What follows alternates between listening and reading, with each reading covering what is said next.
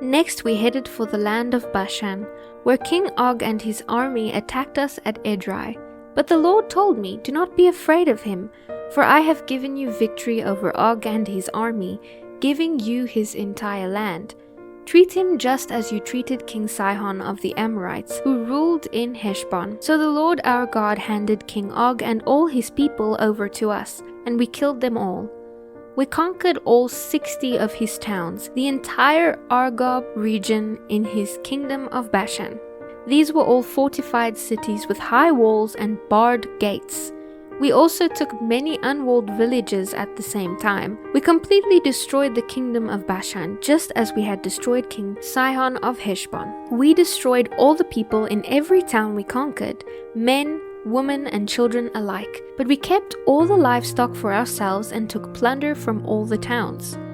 We now possessed all the land of the 2 Amorite kings east of the Jordan River, from the Arnon Gorge to Mount Hermon. Mount Hermon is called Syrian by the Sidonians.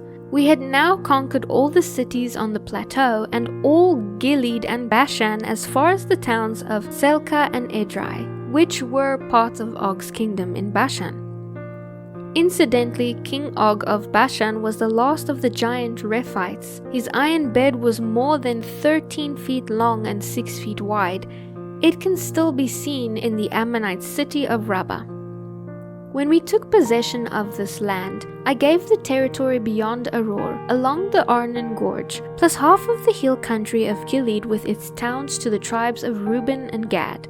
Then I gave the rest of Gilead and all of Bashan, Og's former kingdom, to the half-tribe of Manasseh. The Argob region of Bashan used to be known as the land of the Rephites. Jair, a leader from the tribe of Manasseh, acquired the whole Argob region in Bashan, all the way to the borders of the Geshurites and Maccathites. Jair renamed this region after himself, calling it the towns of Jair, as it is still known today. I gave Gilead to the clan of Machir, and to the tribes of Reuben and Gad I gave the area extending from Gilead to the middle of the Arnon Gorge, all the way to the Jabbok River on the Ammonite frontier. They also received the Jordan Valley, including the Jordan River and its eastern banks, all the way from the Sea of Galilee down to the Dead Sea, with the slopes of Pisgah on the east. At that time I gave this command to the tribes that will live east of the Jordan. Although the Lord your God has given you this land as your property, all your fighting men must cross the Jordan, armed and ready to protect your Israelite relatives.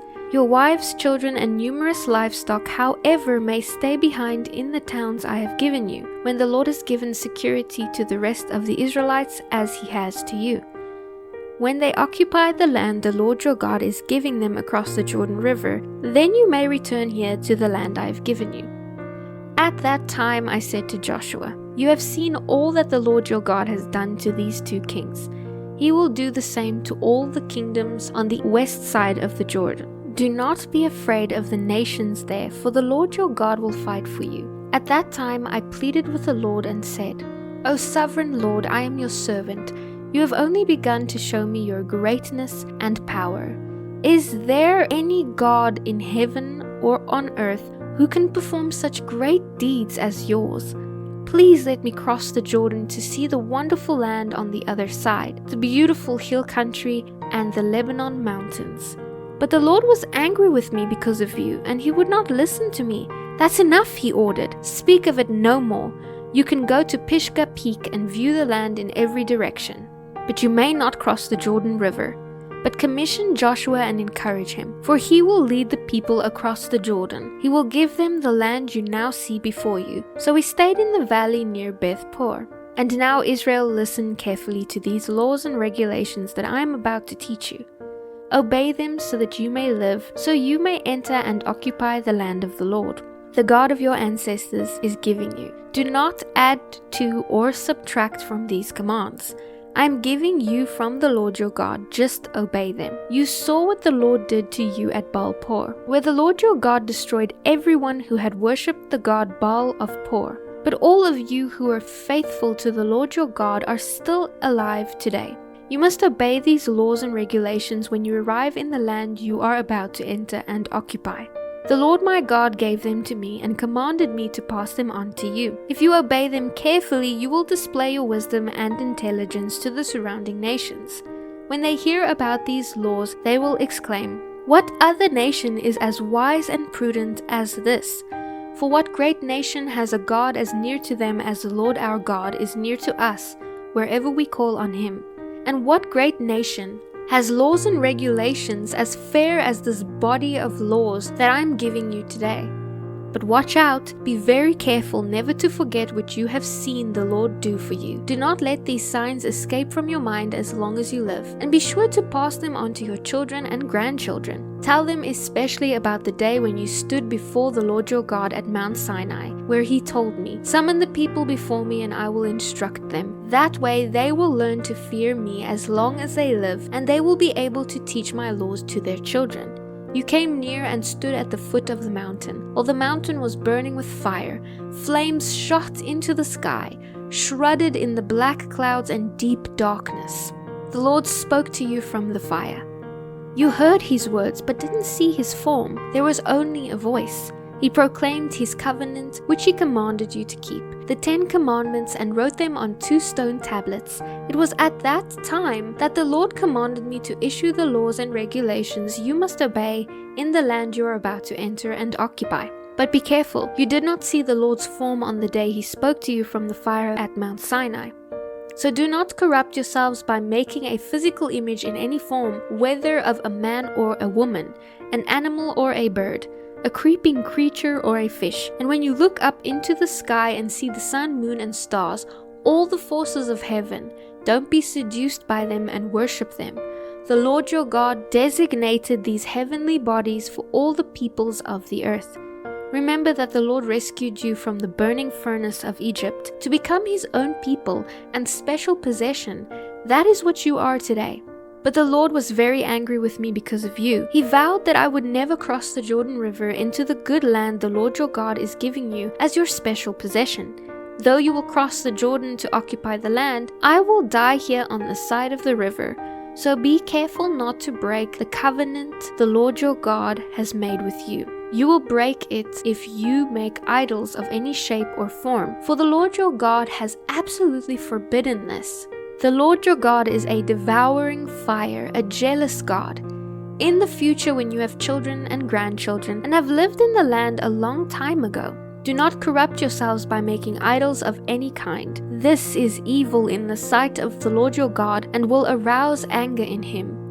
Today I will call heaven and earth as witnesses against you. If you disobey me, you will quickly disappear from the land you are crossing the Jordan to occupy. You will live there only a short time, then you will be utterly destroyed, for the Lord will scatter you among the nations, where only a few of you will survive. There in a foreign land you will worship idols made from wood and stone, gods that neither see nor hear nor eat nor smell. From there you will search again for the Lord your God, and if you search for him with all your heart and soul, you will find him. When those bitter days have come upon you far in the future, you will finally return to the Lord your God and listen to what he tells you. For the Lord your God is merciful. He will not abandon you or destroy you, or forget the solemn covenant he made with your ancestors. Search all of history from the time God created people on earth until now. The search from one end of the heavens to the other. See if anything as great as this has ever happened before. Has any nation ever heard the voice of God speaking from fire as you did and survived? Has any other God taken one nation for himself by rescuing it from any other by means of trials, miraculous signs, wonders, war, awesome power, and terrifying acts? Yet, that is what the Lord your God did for you in Egypt, right before your eyes. He showed you these things so you would realize that the Lord is God and that there is no other God. He let you hear his voice from heaven so he could instruct you. He let you see his great fire here on earth so he could speak to you from it. Because he loved your ancestors, he chose to bless their descendants and personally brought you out of Egypt with a great display of power. He drove out nations far greater than you so he could bring you in and give you their land as a special possession as it is today. So remember this, keep it firmly in your mind. "The Lord is God both in heaven and on earth, and there is no other God. If you obey all the laws and commands that I will give you today, all will be well with you and your children. Then you will enjoy a long life in the land the Lord your God is giving you for all time." Then Moses set apart 3 cities of refuge east of the Jordan River, where anyone who had accidentally killed someone without having any previous hostility could flee for safety. These were the cities: Bezer on the wilderness plateau for the tribe of Reuben, Ramoth and Gilead for the tribe of Gad, Golan in Bashan for the tribe of Manasseh. This is the law that Moses handed down to the Israelites. These are the stipulations, laws and regulations that Moses gave to the people of Israel when they left Egypt, as they camped in the valley near Beth-Peor, east of the Jordan River. This land was formerly occupied by the Amorites under King Sihon of Heshbon. He and his people had been destroyed by Moses and the Israelites as they came up from Egypt. Israel conquered his land and that of King Og of Bashan, the 2 Amorite kings east of the Jordan. So Israel conquered all the area from Arur at the edge of the Arnon Gorge to Mount Sirion, also called Mount Hermon. And they took the eastern bank of the Jordan Valley as far south as the Dead Sea, below the slopes of Pisgah.